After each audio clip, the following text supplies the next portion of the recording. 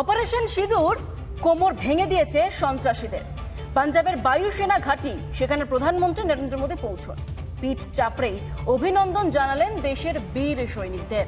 তাদের মাঝে দাঁড়িয়েই ফের একবার হুঁশিয়ারি দিলেন পাকিস্তানকে।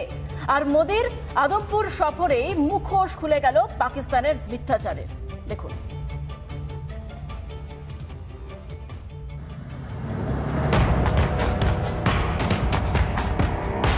भारत माता की, भारत माता की, भारत माता की।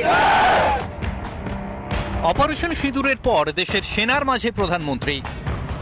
भारत माता की, भारत माता की, भारत माता की, भारत माता की। आपने इतिहास रच दिया। आज से अनेक दशक बाद भी जब भारत के इस पराक्रम की चर्चा होगी तो उसके सबसे प्रमुख अध्याय आप और आपके साथी होंगे।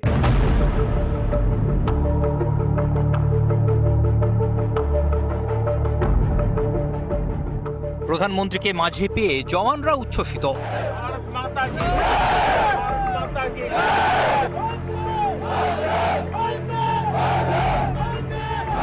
মঙ্গলে মোদী পাঞ্জাবের আদমপুরে। তার এই সফরে আরও একবার খুলে গেল পাকিস্তানের মিথ্যাচারের মুখোশ। পাকিস্তান দাবি করেছিল তারা নাকি আদমপুরে S-400 সুদর্শন চক্র ধ্বংস করেছে। এদিন বহাল তবিয়তেই দেখা গেল ভারতের সেই আসমানি ঢালকে। পাকিস্তান যে এই আদমপুরে বায়ুসেনার কোনো ক্ষয়ক্ষতি করতে পারেনি, এদিন তা মোদীর ভাষণেও স্পষ্ট হয়ে যায়। साथियों, ऑपरेशन सिंदूर से बौखलाए दुश्मन ने इस एयरबेस के साथ साथ हमारे अनेक एयरबेस पर हमला करने की कई बार कोशिश की।